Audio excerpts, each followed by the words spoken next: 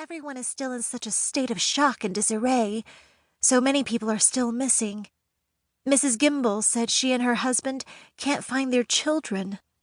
Imagine entire families just disappearing. Like yours did, Kenzie said, hoping her tone was more sympathetic than agitated. She didn't like to think about so many people being dead. Yes, like mine.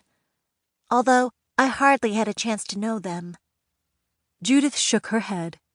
Sometimes I wonder if it would have been better to never have known them.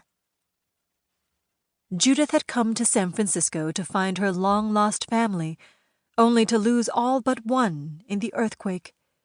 Kenzie felt sorry for her friend, not only for the loss of life, but for the threat that had come against Judith. Well, if you'd never known them, your cousin Bill wouldn't have tried to kill you. On the other hand, had he not tried to kill you, then you wouldn't have been rescued by the man you love.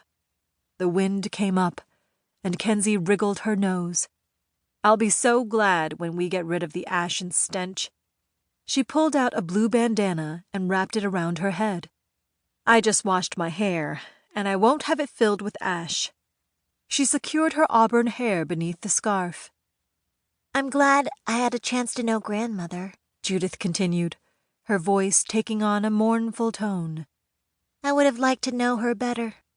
Now she's gone, along with so many others.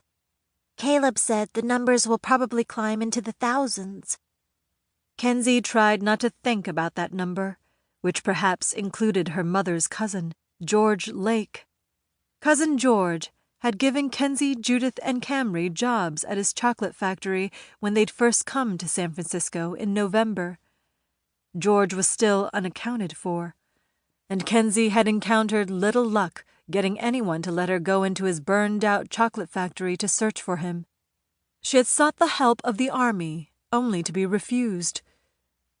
"That area was completely destroyed," an officer had told her. "If your cousin was there when the earthquake hit, most likely he's dead. If not right away, then the fire got him." It was terrible to imagine poor Cousin George pinned in the debris and burned alive. So many had died that way. Thankfully, the damage at the warehouse had been minimal, and the fires had been stopped before spreading this far. After that, she was just fine, Judith said, looking expectantly at Kenzie for a response. Kenzie shook her head. "I'm sorry. My mind wasn't on what you were saying." Judith smiled. She had the sweetest disposition. It's all right. It wasn't at all important. She patted Kenzie's arm. I'm sure he's fine. Who? Kenzie had said nothing of her worries about Cousin George, although everyone knew he was still unaccounted for. Micah. I'm sure he's safe. Kenzie felt her mouth go dry. Even though she had discouraged him repeatedly, Dr. Micah Fisher had pursued her since her arrival in the city. At least it felt that way. Tall and handsome, Micah was a sought-after bachelor and Caleb's best friend. Truth be told, she was worried about him, despite her determination not to think about him. She wasn't sure how to react to Judith's comment without hurting her friend's feelings. Judith was in love, so naturally she thought the rest of the world should be too. "I'm sure he is." Kenzie hoped her voice didn't sound too clipped. "You might let Camry know that we're going to need more firewood." She turned back to the kettle and began moving the clean sheets to the rinse water. When she turned back around, Judith was gone. Kenzie let out a sigh of relief. She didn't want to discuss Micah and risk thoughts and feelings coming to the surface that she'd just have to explain away later. She cared about his well-being, of course, but nothing more. Nothing. Kenzie glanced toward the warehouse. It wasn't much to look at.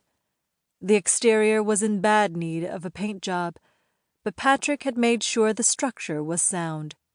He had also arranged to add a few more windows, for which Kenzie was very grateful. The small private rooms that they had arranged for themselves had been dark and cramped when she'd first been shown the warehouse.